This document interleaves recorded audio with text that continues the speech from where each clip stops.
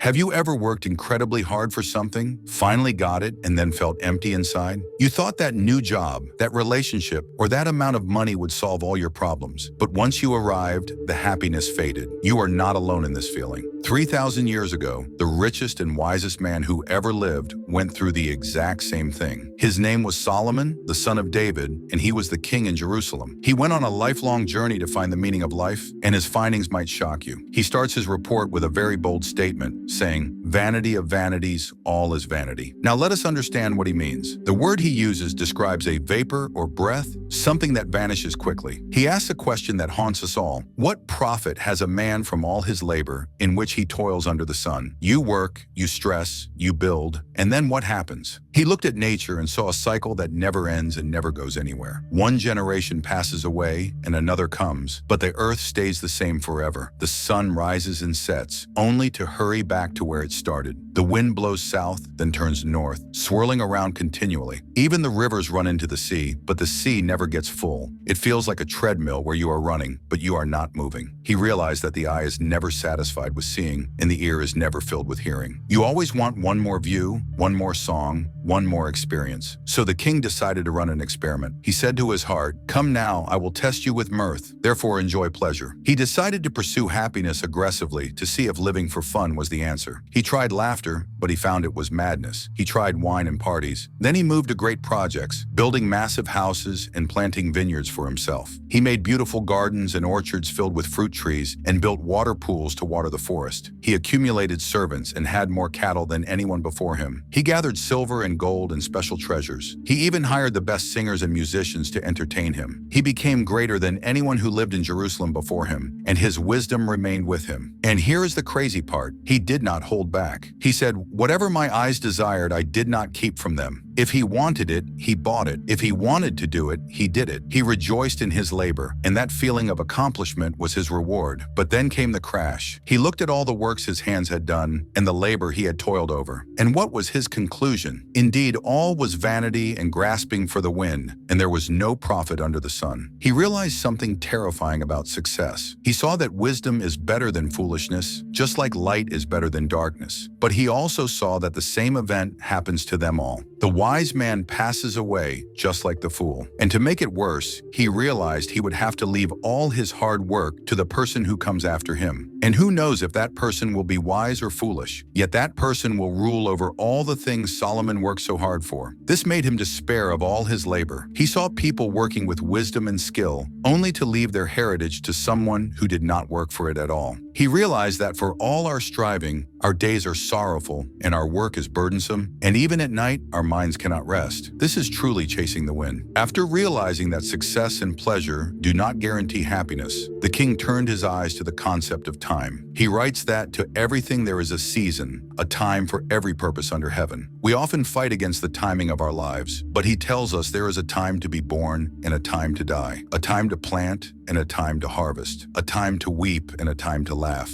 a time to keep and a time to throw away, a time to be silent and a time to speak. This teaches us that we are not in control of the clock. God has made everything beautiful in its time. He has put eternity in our hearts, which is why we feel like we should live forever. Yet we cannot figure out God's work from beginning to end. Then the king looked at how people treat each other. He saw the tears of the oppressed and noticed they had no comforter because power was on the side of the oppressors. He saw that most people are driven by envy, working hard just to be better than their neighbors. This is just another way of chasing the wind. He saw a sad situation that is very common today. There is a person who is all alone, without a child or a brother. Yet there is no end to his labor, and his eye is never satisfied with riches. He works and works, but never stops to ask, "For whom do I toil and deprive myself of good?" This is a terrible way to live. The king offers a solution. Two are better than one because they have a good reward for their labor. If one falls down, the friend can lift him up. But woe to him who is alone when he falls, for he has no one to help him up. Life is colder alone, but if two lie down together, they will keep warm. A threefold cord is not quickly broken. He also warns us about our relationship with God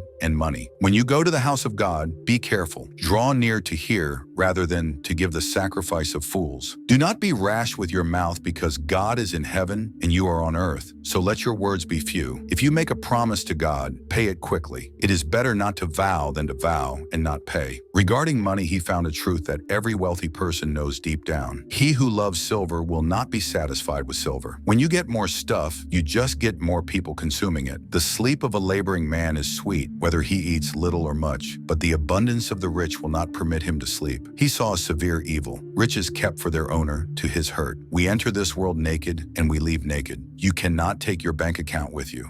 So what is the best thing we can do? He says it is good and fitting to eat and drink and enjoy the good of all your labor. This ability to enjoy what you have is actually a gift from God. The king continues his observation of the world, and he sees things that do not make sense. He saw an evil where God gives a man riches and honor, so he lacks nothing, yet God does not give him the power to eat of it, and a stranger consumes it instead. He says a man could have 100 children and live many years, but if his soul is not satisfied with goodness, a stillborn child is better off than him. We often think that if we are good, life will be easy, but he says, consider the work of God, for who can make straight what he has made crooked? In the day of prosperity, be joyful, but in the day of adversity, consider that God has appointed one as well as the other. He saw a just man perishing despite his righteousness, and a wicked man living a long life despite his wickedness. This is hard to swallow, but it teaches us that life is not a simple math equation. He advises us not to be overly righteous or overly wise. Why destroy yourself trying to be perfect? There is not a just man on earth who does good and does not sin. We are all flawed. He also gives practical advice. Do not take to heart everything people say, or you might hear your servant cursing you. You know in your own heart that you have cursed others too. He looked for wisdom but found it was far from him. He searched for the reason of things in the wickedness of folly. He found that God made man upright, but they have sought out many schemes. The most humbling realization is that we all end up in the same place. He says that to the living there is hope, for a living dog is better than a dead lion. The living know they will die, but the dead know nothing. Their love, their hatred, and their envy have perished. Because of this, he gives us permission to live fully now. Go, eat your bread with joy, and drink your wine with a merry heart, for God has already accepted your works. Let your clothes be white, and your head lack no oil. Live joyfully with the spouse you love all the days of your vain life. Whatever your hand finds to do,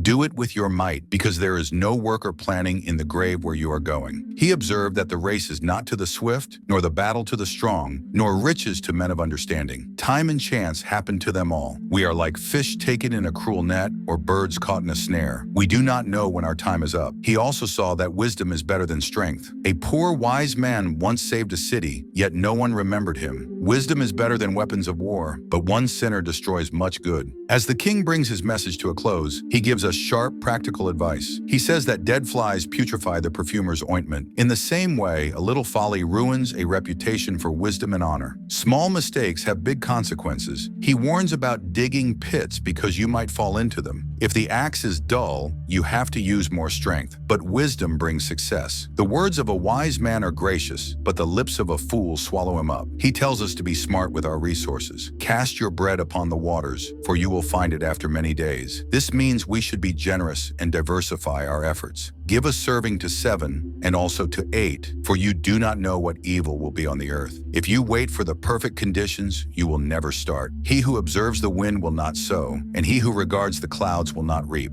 We do not know the works of God, so in the morning sow your seed, and in the evening do not withhold your hand. He speaks directly to the young. Truly the light is sweet. Rejoice, O young man, in your youth, and let your heart cheer you. Walk in the ways of your heart and in the sight of your eyes, but remember that for all these things, God will bring you into judgment. Therefore remove sorrow from your heart and put away evil from your flesh, for childhood and youth are fleeting. He urges us to remember our Creator in the days of our youth, before the difficult days come. He paints a poetic picture of getting old. The years draw near when you say, I have no pleasure in them. The keepers of the house tremble. The strong men bow down, and the grinders cease because they are few. Those that look through the windows grow dim. He describes the end of life as the silver cord being loosed or the golden bowl being broken. Then the dust will return to the earth as it was, and the spirit will return to God who gave it. This brings him back to his opening statement. Vanity of vanities, says the preacher. All is vanity. So if everything is temporary, if we all die, if money does not satisfy, what is the point? The preacher sought to find acceptable words of truth. He warns that making many books has no end, and much study is wearisome. But he does not leave us in the dark. He gives us the key to everything. Let us hear the conclusion of the whole matter. Here is the answer to the meaning of life.